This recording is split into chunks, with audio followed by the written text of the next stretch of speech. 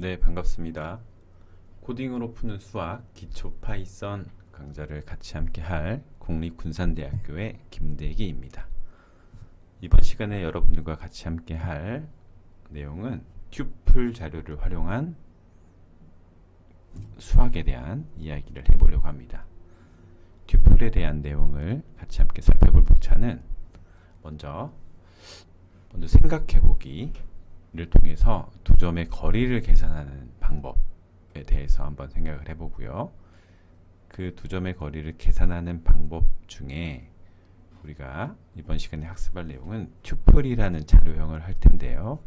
튜플은 어떤 내용이 있는지 튜플을 이해하는 알아보기 과정을 거치고 해당하는 튜플에 대해서 이해를 마친 후에는 궁극적으로 우리 수학에서 쓰여지는 삼각형의 넓이 계산하기를 코딩으로 풀어보도록 하겠습니다. 자, 먼저 위치와 점에 대한 이야기를 할 텐데요. 우리는 일상생활 속에 수많은 위치와 그 해당하는 지점, 점에 대한 이야기를 많이 겪고 있습니다. 예를 들어서 지도 위의 특정 건물의 위치 또는 비행기도 좋고요. 기차도 좋겠죠. 그렇게 교통수단이 이동하는 경로 또는 우리 게임 속에 있는 캐릭터들에 있는 현재 좌표 등 이런 것들이 위치와 점으로 표현되는데요. 수학적으로는 이런 위치와 점을 좌표 평면 위에서 표현이 가능하게 되겠습니다. 그래서 2차원 평면에서 x좌표, y좌표의 값을 우리는 순서상으로 표현을 하게 됩니다. 그래서 아래에 있는 그림을 보시면 x축과 y축에 각각의 좌표값들이 있는데요. P1, 포인트 1에 대한 좌표는 우리 3,4라는 위치값을 갖게 되는 거죠. 그래서 이런 x와 y에 대한 그 해당하는 좌표값들이 순서상으로 표현되는데 이 해당하는 점은 한번 위치가 정해지면 고정되어지는 그런 값이 되겠습니다. 그리고 또한 우리가 지켜야 되는 거는 순서를 지켜야 돼요. 그래서 똑같은 3과 5로 지정되어 있는 좌표라고 할 때 3,5와 5,3은 위치가 전혀 다른 좌표가 되겠죠. 그래서 x와 y 좌표에는 순서가 매우 중요합니다. 그림에서 보여지는 P1과 P2의 좌표가 P1은 3,4, P2는 7,1이라고 할 때 그렇다고 하면 해당하는 두 점을 지나는 직선의 거리를 구하려면 우리는 이제 코딩으로 구하는 거니까요. 파이썬 코드로 작성해서 계산을 하려면 어떻게 하면 될까를 생각해 보자는 겁니다. 그래서 파이썬에서는 먼저 앞서 봤었듯이 x좌표와 y좌표의 값이 순서상으로 표현이 되어야 되는데 그런 순서상으로 표현하는 방법, 그런데 해당하는 순서상은 고정되어 있어야 돼요. 그렇죠? 자, 그렇게 표현하는 방법 뭐가 있을까를 생각해 보고 그렇다고 하면 좌표를 우리가 파이썬 코드로 표현을 했다고 하면 그 해당하는 좌표, 즉 P1과 P2의 직선거리를 구하는 거는 어떻게 하면 될까? 그러면 수학에서 우리는 해당하는 공식을 찾아낼 수가 있죠. 그렇다면 그거를 우리 파이썬에서는 어떤 함수를 사용해서 계산할 수 있을까를 같이 함께 생각해보고 같이 함께 풀어보는 시간을 갖도록 하겠습니다. 여러분도 잘 아시겠지만 좌표 평면에 있는 두 점의 거리를 구하는 거는 우리는 피타고라스 정리를 통해서 계산을 할 수 있어요. 즉 P1과 P2, P1과 P1 좌표가 있고요.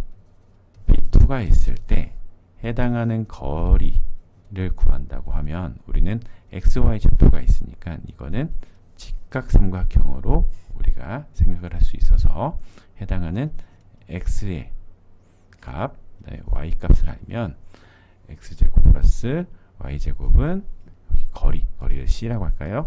C라고 하면 C의 제곱이 되겠죠. 그래서 루트를 씌우게 되는 거죠. 그래서 해당하는 두 점의 거리는 우리는 해당하는 이러한 공식을 우리는 수학적 공식에서 찾아낼 수가 있어요. 그렇다고 이 파이썬에서는 이 해당하는 공식, 수학적 공식을 어떻게 표현하는지를 같이 함께 보자는 거예요.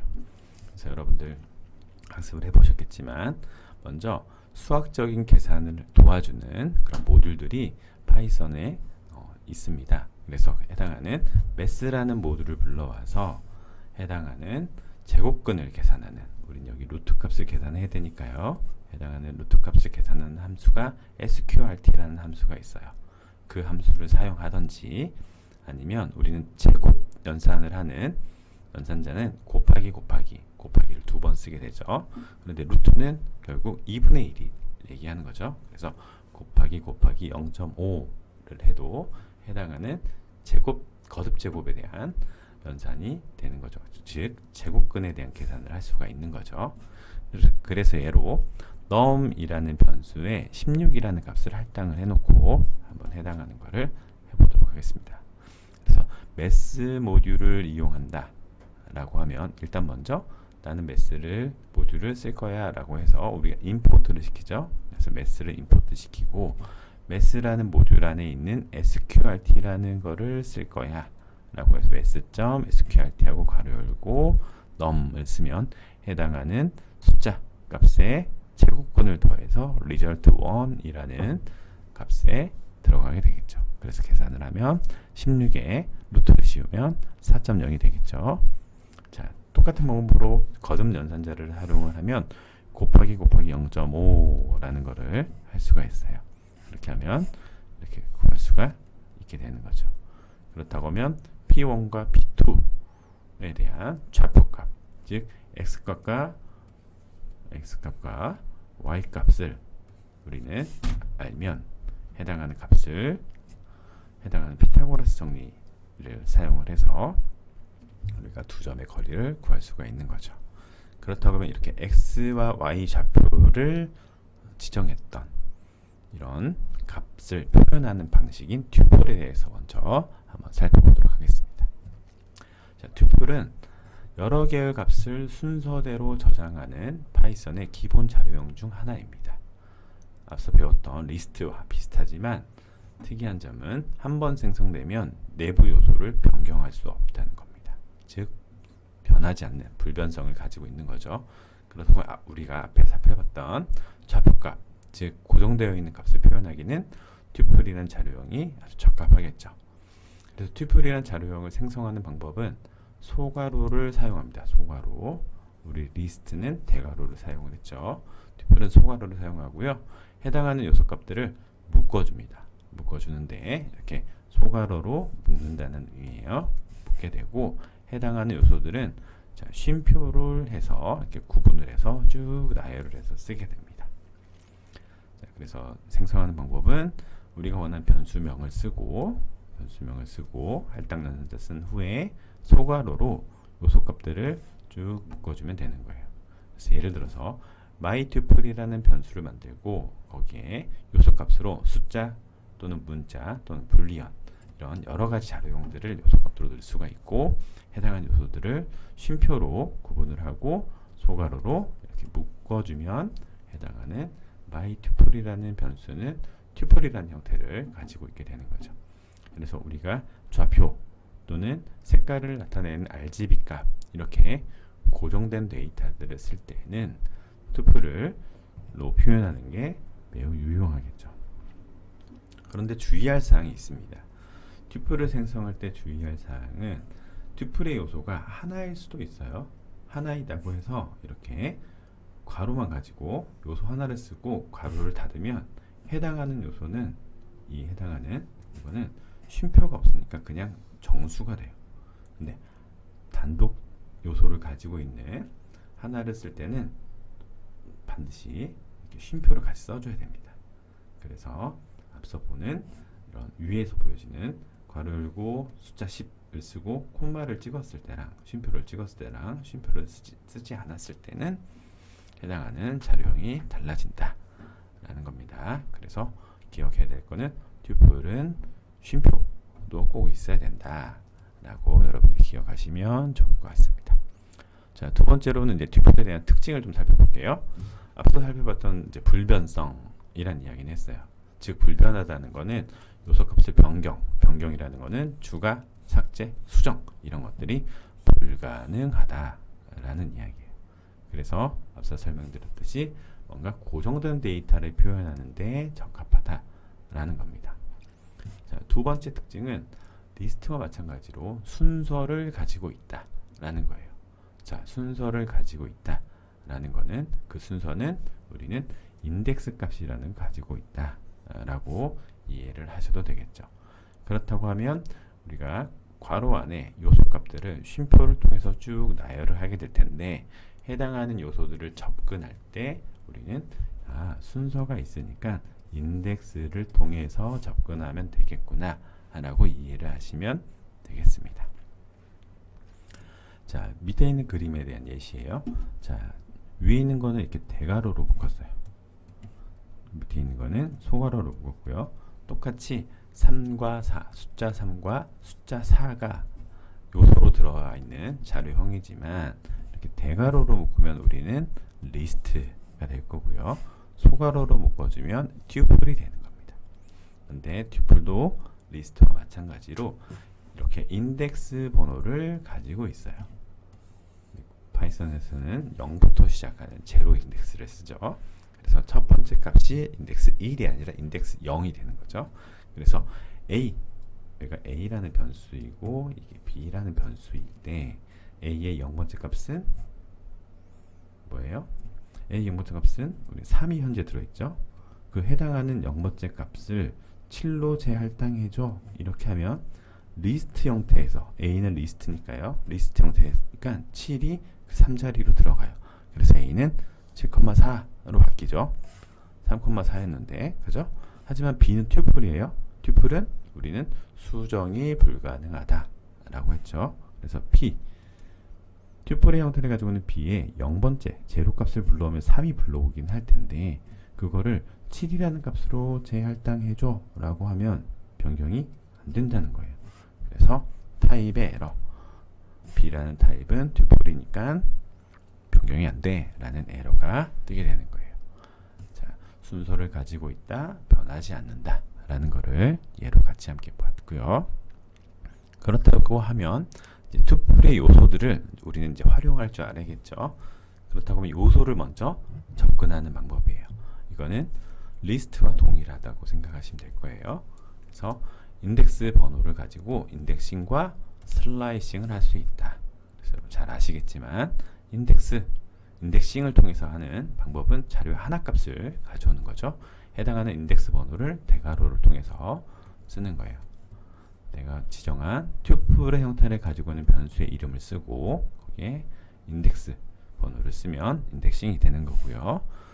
마찬가지로 튜플의 이름을 가지고 있는 변수를 쓰고 거기에 시작 인덱스와 끝 인덱스를 쓰게 되면 해당하는 게 개수가 범위가 추출이 되는 거죠.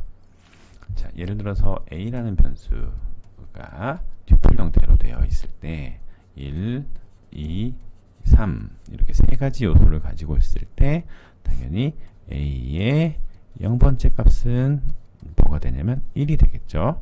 자, 슬라이스를 한다고 하면 A의 0번째 값부터 두 번째 값까지 보여줘 라고 하면 이 결과는 여기가 0, 1, 2가 되겠죠. 시작 인덱스가 0이니까 1 하고 끝 인덱스가 2인데 해당하는 거는 나오지 않죠. 그래서 2 해서 두 개의 요소가 슬라이싱이 되는 겁니다. 자, 이거는 리스트와 동일한 방법이니까요. 여러분들이 그렇게 하시면 될 것 같고요. 튜플에서 특이하게 쓰고 있는 방법, 특징은 언패킹이라는 게 가능해요. 앞서서 우리가 소괄호를 통해서 묶어줬다, 즉 패킹을 했다 라고 여러분들이 생각하시면 되는데 패킹을 할 때 하나 요소도 우리는 콤마를 즉 쉼표를 가지고 이렇게 같이 함께 패킹을 했어요. 근데 언패킹이라는 거는 이거를 풀어 헤쳐주는 거라고 생각하시면 될 거예요. 자, 그래서 해당하는 요소 값들이 이렇게 쭉 나열되어 있는 튜플의 요소들을 하나씩 이렇게 풀어 가지고 넣어줄 수 있다 라는 거예요. 자, 그런데 맨 마지막에 이렇게 변수 값과 요소 값이 숫자가 동일하면 하나씩 들어갈 텐데, 혹시라도 변수값이 여긴 3개인데 여기 요소값이 4개 이상이 되겠죠. 그렇다고 하면 첫 번째 변수와 두 번째 변수는 요소값 1과 2가 할당이 하나씩 1대1 대응해서 들어가게 될 텐데, 변수 3에는 나머지가 너무 많아요. 그래서 앞에다가 이렇게 별표를 쳐주면 이 뒤에 있는 나머지 요소들이 변수 3에 할당이 됩니다. 이거는 이렇게 리스트 형태로 할당이 되는 결과를 나타내게 됩니다. 그래서 이게 튜플의 요소를 활용하는 측면에서 요소를 접근하는 거, 그 다음에 해당한 요소들을 다시 풀어헤치는 언패킹이 가능하다라는 특징을 가지고 있습니다.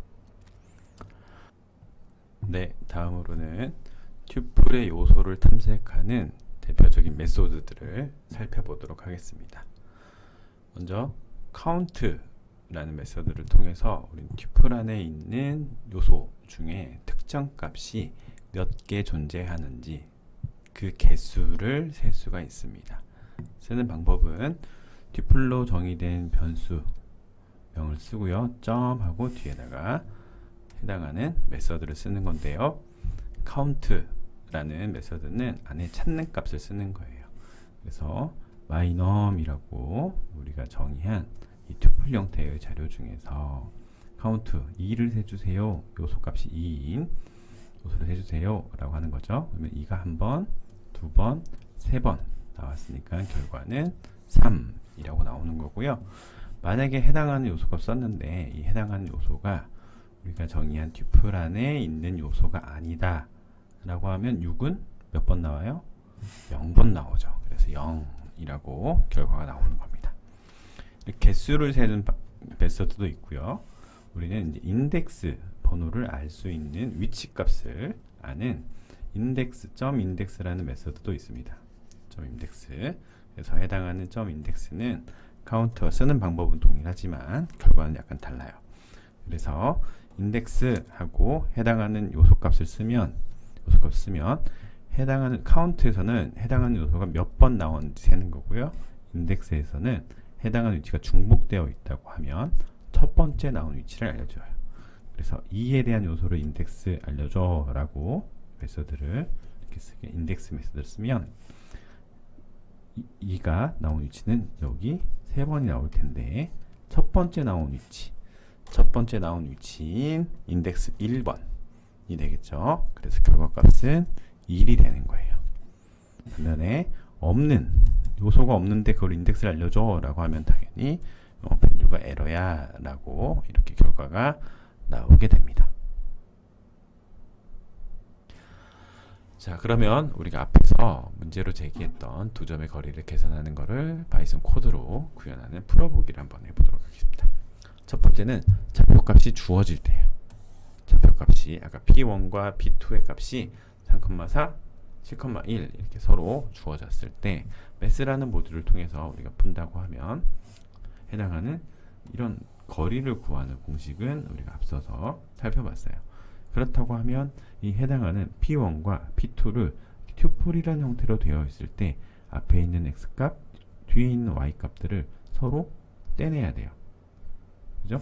그래서 우리 기억하시겠죠? 루트하고 x2 빼기 x1의 제곱 더하기 y2 빼기 y1의 제곱 이렇게 해서 거리를 구했잖아요. 그러면 해당하는 x값과 y값 이런 것들을 각각 추출을 해내야 되겠죠. 그래서 바로 P1에 있는 값들을 풀어 헤치는 거예요. 3,4로 되어 있는 것은 앞에 있는 3은 x1 뒤에 있는 4는 y1 그리고 7,1에서 앞에 있는 7은 x2 뒤에 있는 1은 y2라고 추출을 해서 계산을 하면 되겠죠. 자, 두 번째로는 좌표값을 우리가 만약에 입력을 받아서 한다고 하면 어떻게 될까요? 우리가 입력받는다는 거는 input이라는 함수를 통해서 우리가 입력을 받았어요. 근데 특징은 input이라고 해서 값을 받게 되면 해당하는 자료는 문자열로 들어와요. 그런데 우리가 다룰 거는 튜플을 다뤄야 돼요. 그래야 언패킹도 하고 해당하는 자료형들을 쓸 수가 있잖아요. 그죠? 그렇다면 이걸 어떻게 하면 받으면 좋을까? 라는 거를 한번 생각해 보는 거예요. 그래서 우리는 숫자로 받기 위해서, 숫자로 변환하기 위해서는 만약에 자료 형태를 받을 때요, 아까처럼 3,4 이렇게 입력을 받았을 때를 이야기하는 거예요. x1을 물어보고 y2를 물어보고 이렇게 각각의 값들을 물어보는 게 아니라 p1의 좌표를 여기 써 있네요. 자, 좌표 값을 이렇게 입력을 받을 때 얘기하는 거예요. 예를 들어서 3,4 이렇게 입력을 하면 이 블록 자체가 문자열로 인풋이 되겠죠. 그래서 해당하는 거를 우리는 스프릿이라는 걸 통해서 문자열을 분리를 해준 다음에 앞에 있는 문자와 뒤에 있는 문자를 각각 리스트로 우리가 받아들일 수가 있어요. 그래서 포인트를 문자로 받게 될 텐데 그걸 리스트로 변환을 하면 이렇게 되겠죠. 그럼 우리가 3,4 이렇게 리스트로 분리가 될 거예요. 그러면 앞에 게 x고 뒤에 게 y니까 x 값은 첫 번째 받아놓은 거에 대해서 인트 변환을 하면 숫자로 들어오겠죠. 두 번째 요소는 이렇게 마찬가지로 두 번째 인덱스를 가져와서 그거를 이렇게 묶어주면 앞에서 봤었던 우리가 튜플 형태로 입력을 미리 해놓은 거와 동일한 효과가 나겠죠. 자, 해당하는 이런 방법들은 뭐 여러분들이 생각하는 방법에 따라서 달라질 수가 있어요. 자, 그래서 거리를 계산하는 공식을 파이썬 코드로 작성하여 계산을 하면 되겠죠. 자, 요게 지금 힌트가 되겠고, 그러면 해당하는 좌표값을 입력받아서 계산하는 거를 여러분들이 직접 해보시기 바랍니다. 자, 잠깐 시간 줄게요. 한번 구상을 해보세요. 자, 그래서 해당하는 거를 풀어보게 되면 설명을 드릴게요. 이런 식으로 쓸 수가 있어요. 그래서 앞서 말했듯이 이 math라는 함수를 모듈을 임포트한 이유는 우리가 결국 이 sqrt라는 가지고 있는 함수 또는 메서드를 계산을 적용을 하기 위해서 불러온 거고요. 그래서 거리를 계산하기 위해서 임포트 math라는 걸 했고, 우리가 앞서 살펴봤듯이 첫 번째 좌표값을 입력받아서 각각의 x1과 y1으로 각각 값을 할당을 해주고, 두 번째 값을 받아서 x2와 y2를 할당을 해줬죠. 그래서 해당하는 코드에서 사실 이 부분 튜플로 변하는 부분은 사실 뭐 계산하는 데는 별로 영향을 미치진 않지만, 이 부분은 나중에 우리가 튜플이라는 거를 활용을 해서 좀 더 많은 영역들을 확장해서 계산을 할 때는 필요하니까 해당하는 거를 이렇게 자료형으로 담아본 겁니다. 그래서 비교적 단순해 이게 되어 있는 코드죠. 그래서 첫 번째 좌표와 두 번째 좌표를 각각 입력받아서 우리가 앞서 피타고라스 정리를 이렇게 표현을 했던 방식으로 계산을 하면 쉽게 거리를 계산할 수가 있게 되는 겁니다. 자, 그러면 이와 조금 더 문제를 확장을 해서, 자, 삼각형의 넓이를 계산을 한다 라는 건 어떻게 하면 될까 라는 거예요. 자, 즉 3개의 꼭지점을 가지고 있죠. 네, 3개의 점들을 가지고 있는 거예요. 그거에 대한 것들을 어떻게 표현하면 될까? 또는 다각형의 넓이, 삼각형이 아니라 사각형, 오각형, 육각형 이런 것들이 있을 수 있겠죠. 해당하는 넓이를 구하는 거는 어떻게 하면 될까 라는 거예요. 첫 번째 삼각형을 먼저 접근해 볼게요. 자, 그림처럼 삼각형 A, B, C가 있어요. A는 9,8, B는 2,6, C는 7,3 이렇게 세 점으로 이루어지는 삼각형이 있어요. 거기 안에 넓이를 구한다 라고 하면, 우리 수학적으로 볼 때 이게 직각 삼각형이면 밑변과 높이를 알고 계산을 하게 되겠지만, 이렇게 비스듬한 삼각형일 경우에는 우리는 이렇게 직사각형을 그린 후에 거기에서 1번, 2번, 3번에 해당하는 게 이게 직각삼각형이잖아요. 그래서 해당하는 거를 넓이를 빼서 결국은 우리가 알고 싶은 가운데 있는 삼각형의 넓이를 구하게 되겠죠. 자, 그러려면 해당하는 좌표값을 알아야 돼요. 그러면 A, B, C 세 점을 받았을 때 해당하는 여기 해당하는 이 끝에 있는 이 꼭지들의 좌표를 우리가 알면 해당하는 이 거리 높이 또는 거리가 높이 이런 값들을 구할 수가 있겠죠.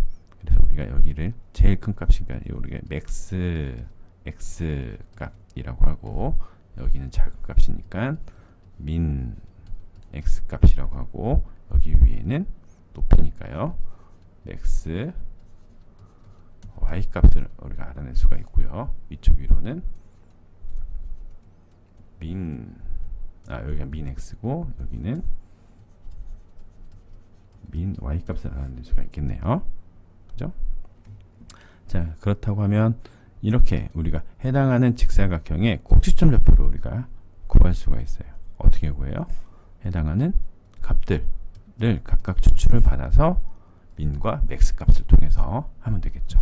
그러면 알아냈다. 이 꼭지에 대한 좌표를 알아냈다. 라고 하면 서로 이 거리들은 더하고 빼고 뭐 이런 식으로 계산을 하면 나오겠죠. 그러면 전체 직사각형 구하고 거기서 1, 2, 3번 삼각형에 대해서 넓이를 구해서 빼주면 가운데 있는 삼각형, 즉 삼각형 ABC의 넓이를 계산할 수가 있는 게 되겠죠. 그래서 해당하는 거를 계산을 해보면 다음과 같습니다.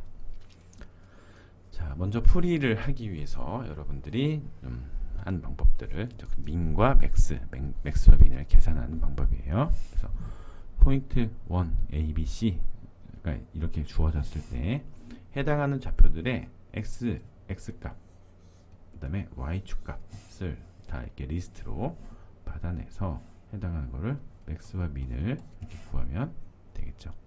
이렇게 하면 아까 보셨던 앞에 제가 보셨던 직사각형은 x 값의 최소값은 2, 최대값은 9, y 값의 최소값은 3, 최대값은 8이라는 범위를 구할 수가 있어요. 그러면 우리가 이런 직사각형을 구할 수가 있으니까요. 그래서 해당하는 x가 2, 9, 그러니까 여기는 7이 되겠고요. y 값은 3에서 8이니까 여기가 5가 되겠죠. 그래서 해당하는 이 전체 직사각형에 대한 넓이를 구했고 해당하는 좌표에 있는 그 삼각형이 이렇게 있었죠. 이렇게 삼각형이 있었을 때 삼각형의 넓이를 구하기 위해서 우리는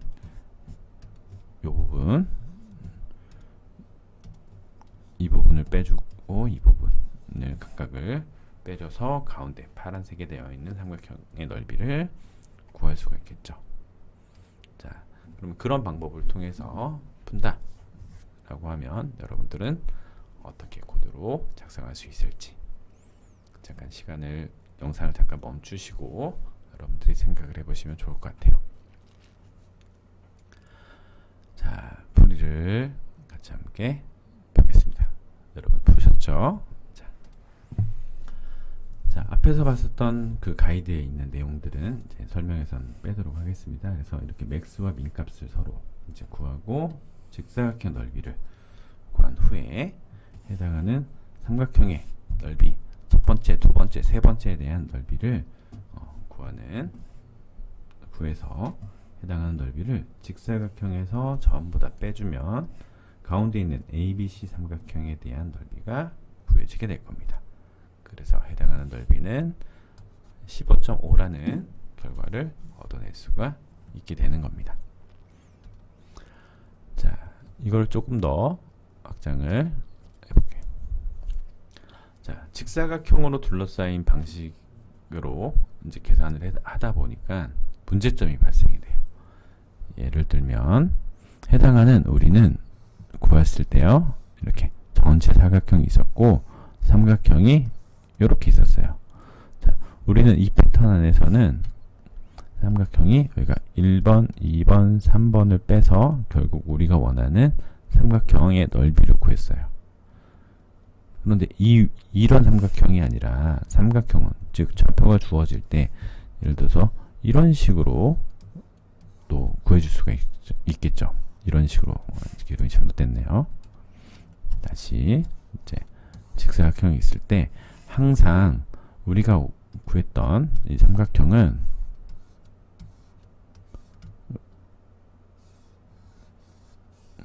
우리가 구했던 삼각형은 자, 이쪽 왼쪽에 있는 상단, 그 다음에 왼쪽에 있는 하단, 오른쪽에 있는 하단, 이런 삼각형들이 있었을 때를 계산을 하는 거였어요.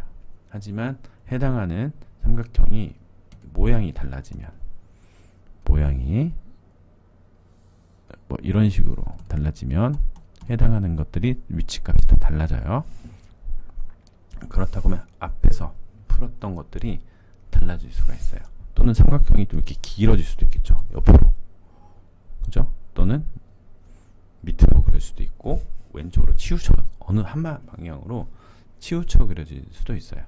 그렇다고 하면 우리 그 직사각형으로 풀었을 때 해당하는 너비를 구하는 것들이 좀 달라질 수가 있어요. 그래서 해당하는 것들을 어떻게 할 수 있냐. 그래서 유효한 넓이가 되지 않거나 음수가 발생하는 그런 문제들이 발생이 될 텐데, 이런 것들을 하는 방식이 우리 수학에서 여러분들 들어봤는지 모르겠어요. 신발끈 공식이라는 게 있어요. 신발끈 공식. 신발끈 공식은 이렇게 범용적으로 다각형의 넓이를 정확하게 계산할 수 있는 범용적인 공식인데요. 해당하는 공식은 삼각형의 경우에 이런 식으로 씁니다. 그래서 2분의 1을 하고요. 좌표값들을 이렇게 써줘요. 그래서 해당하는 것들을 이렇게 맨 처음에 곱해요. 그 값이 여기 앞에 들어가는 거고요. 그 다음은 이렇게 곱해요. 그래서 그 뒤에다가 이렇게 써줍니다. 그래서 해당하는 그 값들을 이렇게 절대값을 취한 다음에 2분의 1을 하면 해당하는 넓이가 구해집니다. 그래서 마치 신발끈처럼 되어 있다라고 신발끈 공식, 뭐 구두끈 공식, 여러 가지 방법이 있는데요. 어쨌든 우리가 수학적으로 알고 있는 이런 공식들을 파이썬 코드로 구현을 해내면 해당하는 넓이를 구할 수가 있겠죠. 그래서 해당하는 값을 구하는 방식은 우리가 여러 가지 꼭지점을 가지고 있는 다각형일 경우에는 신발끈 공식을 이용을 하면 되겠죠. 그래서 신발끈 공식을 이용하는 코드문은 이렇게 구할 수가 있어요. 그래서 우리는 그걸 함수로 만든다고 하면, 자, 다각형의 넓이를 구하는 계산하는 함수를 하겠다. 우리가 원하는 거는 꼭지점의 개수를 받는 거예요. 그래서 꼭지점을 이렇게 튜플 형태로 입력을 받게 되는 거죠. 튜플 형태로 입력을 받아서 해당하는 값들을 계산하는 거예요. 그런데 해당하는 요소가 3개 미만이면 그건 다각형이 될 수가 없잖아요. 최소 삼각형이 돼야 되는 거니까요. 그래서 3개 미만일 경우에는 그냥 리턴 값을, 넓이가 없으니까 0.0을 주고 나머지 이상일 경우에만 계산을 하게 만들었습니다. 그래서 sum1과 sum2는 해당하는, 우리 앞에서 식에서 봤었던 여기가 sum1이고요. 여기가 sum2 라고 계산을 해서 빼주면 되는 거니까요. 그래서 해당하는 것들을 이렇게 로직을 통해서 구할 수가 있어요. 그래서 여러분들이 이렇게 값을 순회를 해서 해당하는 값들을 더한다 라는 거 아시면 될 것 같고요. 그 다음에 우리 참고로 ABS가 절대값을 구하는 겁니다. 절대값 구해서 0.5를 해주면 우리가 원하는 결과값이 나타나게 됩니다. 그래서 해당하는 신발끈 공식을 우리가 파이썬으로 구현을 해서 적용을 해보면 이런 결과가 나타나요. 그래서 만약에 나는 삼각형을 알고 싶어 라고 해서 꼭지점 3개를 주게 되면 해당하는 값들이 그 3개가 순차적으로 계산이 되면서 우리가 앞섰던 신발끈 공식에서 15.5 동일한 결과가 나오게 되죠. 사각형이다 라고 하면 꼭지점을 이렇게 4개를 주면 사각형이 되는 거죠. 그래서 해당하는 거를 계산을 하면 이렇게, 그리고 다각형, 이거 지금 제가 5개를 넣었네요. 5개를 넣으면 계산이 되게. 그래서 이렇게 일반화된 함수로도 우리가 풀 수 있다. 대신 우리가 좌표값들을 이렇게 튜플 형태로 받은 것들을 해당하는 튜플 요소를 접근을 해서 해당하는 요소들을 각각 분해를 해서 풀어내는 그런 것들을 우리가 했습니다. 그래서 이번 시간에는 튜플이라는 그 특징을 가지고 우리가 수학에 쓰여지는 피타고라스 정리, 그다음에 신발끈 공식들을 구현해 본 것들을 같이 함께 학습을 했습니다. 여기까지가 튜플을 이용한 수학적 내용을 같이 함께 풀어봤던 거고요. 오늘 영상은 여기까지 할 거고요. 다음 영상에서 같이 함께 또 학습을 하도록 하겠습니다. 수고하셨습니다.